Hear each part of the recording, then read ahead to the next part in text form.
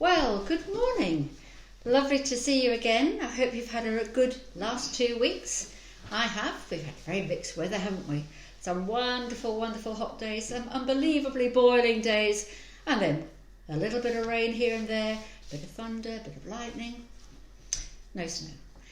Anyway, welcome to today, and I'll introduce myself. My name's Izzy McDougall, and I'm looking forward to spending a bit of time with you this morning.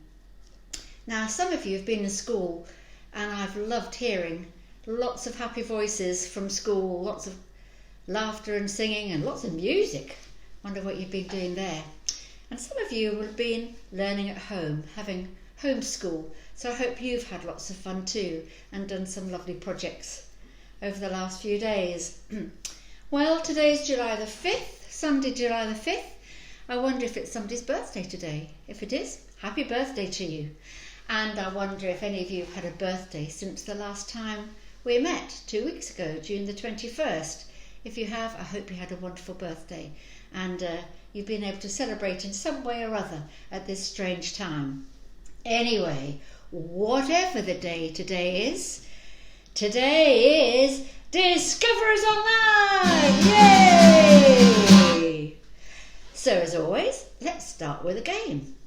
Okay, now today is a different sort of a game from last time. This is a game where it's a bit like a hunt. You've got to go and find some objects, beginning with the letter that I will tell you, and when you get them, line them up in order, okay? Are you ready? So the first object begins with the letter E. Can you find something with the letter E?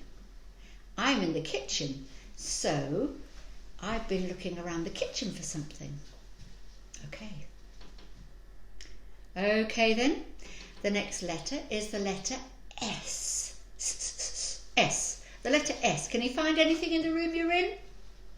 If you're in the bedroom, wonder what you find, a pair of slippers. If you're in the living room, ooh, what might you find in there? I wonder about that. Wonder what I found in the kitchen. Okay, next letter. Letter T. Oh, wonder what you might find.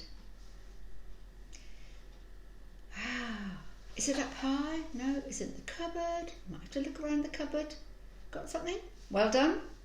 That was the third letter, so the fourth letter, the letter H. Now I found this a bit hard in my kitchen. I did find something in the end. Wonder what you found, the letter H. Now to make it really difficult, because it took me a while to find something with the letter E, I'm going to ask you to find another thing with the letter E. Can you find something?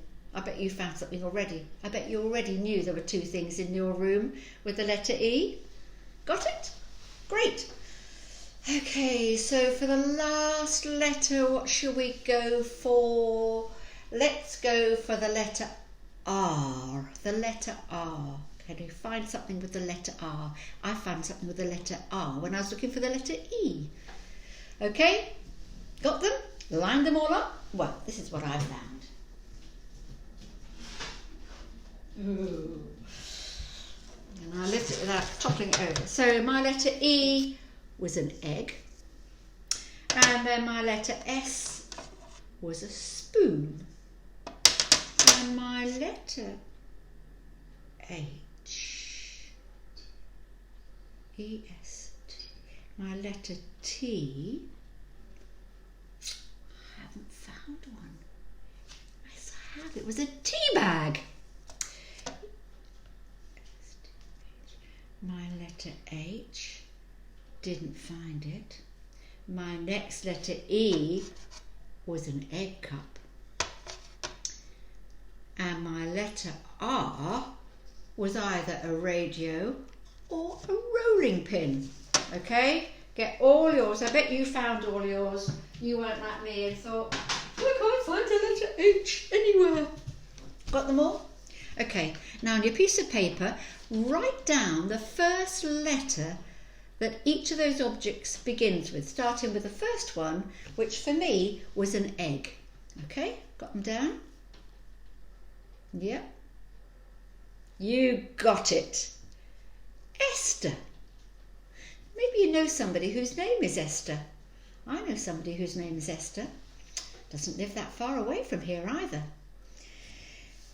Esther. Well, the reason why we've collected all those things that make the word Esther is because we're going to have a story today from the Bible, one of my favourite stories in the Bible, about a woman called Esther. And we can read about it in the Bible, in a book with her name on it. The book of Esther comes about a third of the way through. You might have a children's Bible at home, or might have another Bible that you might have a look at. You could read about it later.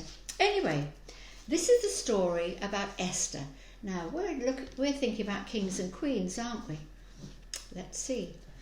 When we first know about Esther, she was just a young woman. She lived in Persia, okay? Now, King Xerxes was the king of Persia, and he was very powerful, and he had this huge kingdom which stretched all the way from India right across to the Mediterranean Sea. It was an enormous kingdom. And when he had been king for 3 years, he was so proud of his kingdom, so proud of the wonderful buildings he'd built, of the wonderful places that he had in his country, the wonderful crops they grew, the amazing things they made, that he decided that he was going to celebrate it with 180 days of celebrations, celebrating the amazing things they had. And at the end of 180 days, when everybody had been gasping, oh, wow, that's wonderful, oh, fantastic, oh, did they really make that? Incredible, what an amazing king we have. At the end of the 180 days, he said, right, I'm going to hold a banquet, an amazing feast for the very most important people in my kingdom. And it's going to go on for 7 days. So he invited the people from the government, the people from the army, who were all the most important people, the richest people, the most powerful people who everybody bowed down to.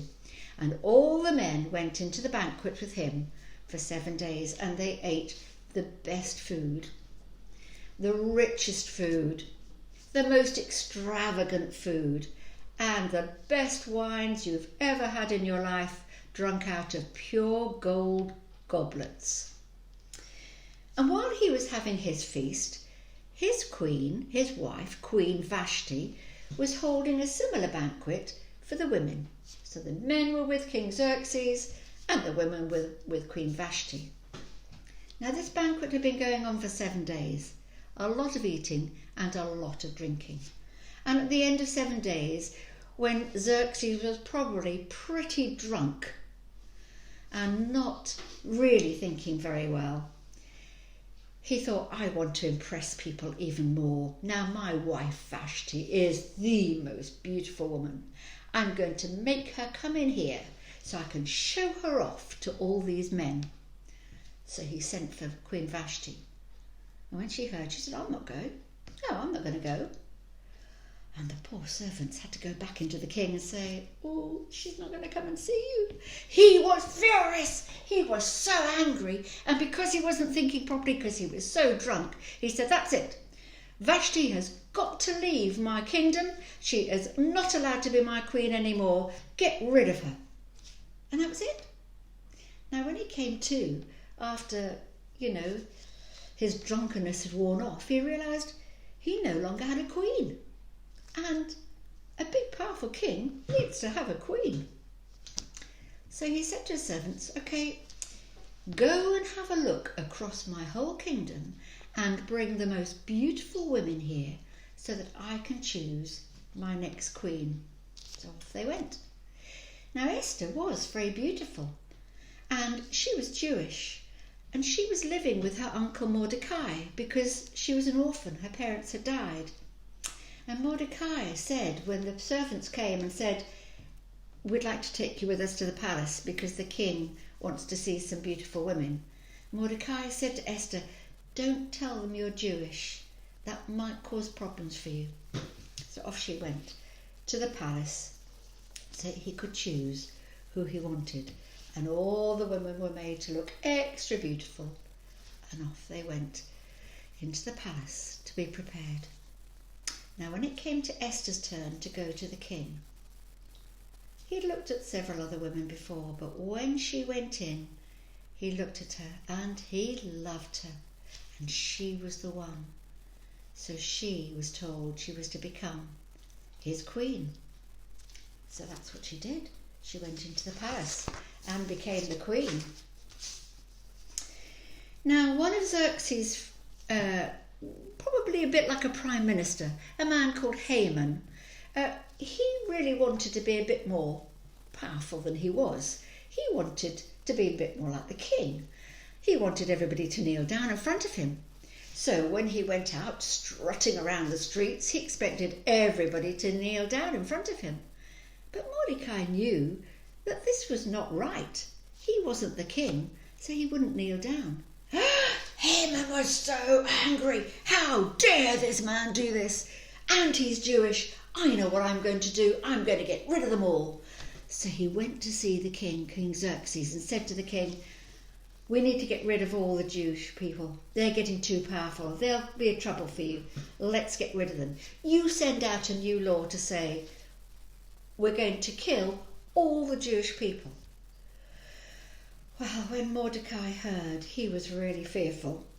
When Esther heard, she sent a message to Mordecai. And Mordecai sent a message back to her and said, perhaps you are living in the royal palace for such a time as this. Maybe there's a reason why you're in the palace now. When Esther heard that message, she thought really hard. And she sent a message back to Mordecai and said, Mordecai, would you tell all the Jewish people to fast? That means eat nothing for 3 days and 3 nights and pray to God that God would save the Jewish people in some way. That's what they did. On the 3rd day, something happened in the palace. Now, Esther was getting herself looking extra beautiful. I expect she had her mirror out. Yes, a bit of touch here. Yep. Might need to do the hair a bit. Yeah, that's a bit better. Now, what shall I wear? This one, no, isn't it good? No, isn't it right? No, it's a bit dull.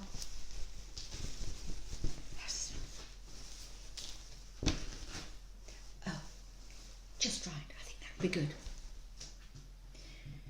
She wanted to see the king, King Xerxes. Now, King Xerxes hadn't asked to see her for 30 days. So she went looking her very best and stood in a place where she would see him, where he could see her too. Because she knew that if he held out his golden scepter towards her, she would be able to speak to him and ask any request she wanted. So she went and stood in a place where he could see her. And when Xerxes looked and saw her, I expect he remembered how much he loved her. We don't know, the story doesn't tell us that. But he held out his golden scepter and said, "What is your request, Queen Esther?" Now, I bet you're thinking she's going to say, "Please change that law." But she didn't. She did a very wise thing, something completely different. She said, "Oh, King Xerxes, I've prepared this beautiful banquet for you. I would like you to come, and please bring Haman with you." And that's what happened. Xerxes and Haman went to the banquet. Now, to cut a very long, very exciting story short, and you probably will want to read more about it in the Bible, as I said, the result was, after that banquet, that King Xerxes actually punished Haman, not the Jewish people, so the Jewish people could continue to live in Persia in peace and without danger. That's an amazing story, isn't it? Queen Esther was in the palace at the right time to save the Jewish people in a miraculous, incredible way. But what can we learn from that story? Well, I think the most important thing we can learn is that God has a plan for our lives. We don't know what it is. And when you're young, you particularly don't know what it might be when you're older. And for somebody of my age, I still don't know what else there might be that God has a plan for me to do. All the time we're living, He has a plan for us. A plan that's important for us, but is also important for other people and for the world. So the particular things I've thought of here are climate change. That's really, really critical. And so we can think not just of recycling, but think about what other things can we do to look after our environment so that we protect it and don't just take things away from it. What about kindness? Kindness, is one of the most important qualities that we can really work hard on in our lives. Caring for other people that others may be unkind to. Haman wanted to hurt and harm the Jews. But the kindness of Esther and others, wanting to do good for all people. What about honesty? Always speaking the truth so that people can trust us. So that when we say something, they know, they speak the truth. I can trust what they say. And talking to God. Esther asked the Jewish people, to fast and to pray. So taking time to talk to God, to listen to God before we act, so we don't do things too rashly. I sometimes act before I think. That's the wrong way round, isn't it? Because we never know why we're in a certain place at a certain time. God may have something for us. It's an exciting story, isn't it? What a wonderful queen she was. Queen Esther. Fantastic. Okay, so now it's time for craft. So what are we going to do today? Now, you're going to need to have, let me clear the decks a bit. You'll need scissors, I expect, and a pencil, and a good sheet of card. Bigger than this if you've got it. Realised I've run out of big sheets of card, so when the shops open a bit more, I'll get out there. Glue, you probably need some glue. I've got some nice glitter glue here, which might be really good for this. You might want some nice colourful pens, or you might want some paints, all sorts of things like this. Don't forget your paint brushes and your glue sticks if you're using glue. So, you need to cut out for yourself a crown. Now, I looked up crowns, went onto the internet.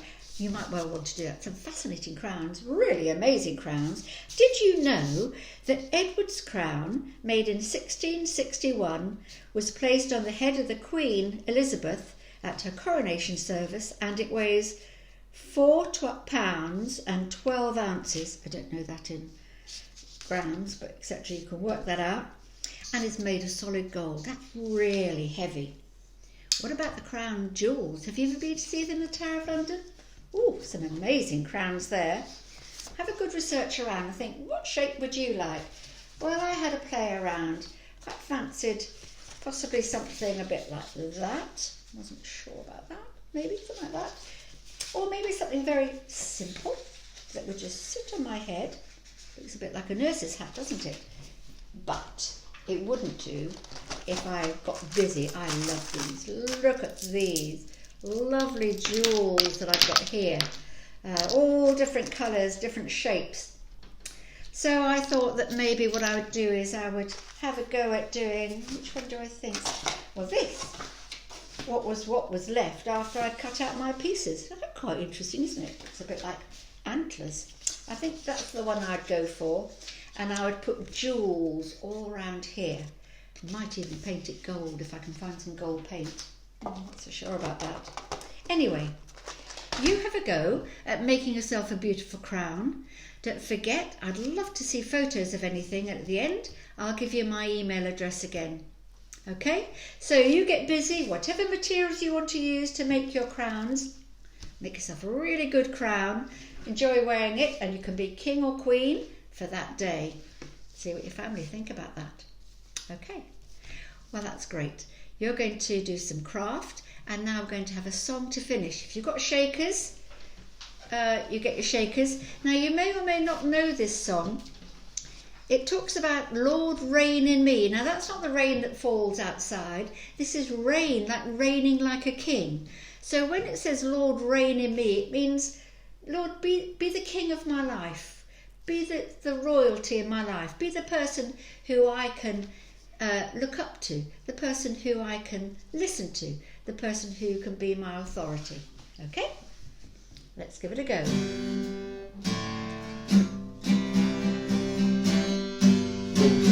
The earth you reign on high, every mountain stream, every sunset sky. Let my one request, Lord, my only aim, is that you reign in me again. Lord, reign in me, reign in your power over all my dreams. In my darkest hour, you are the Lord of all I am. So won't you reign in me again?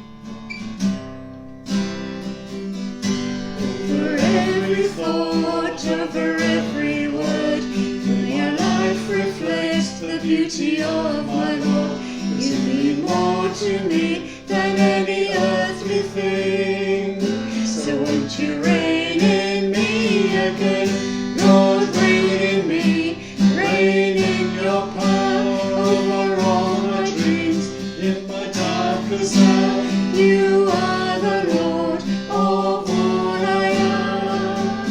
So won't you reign in me again?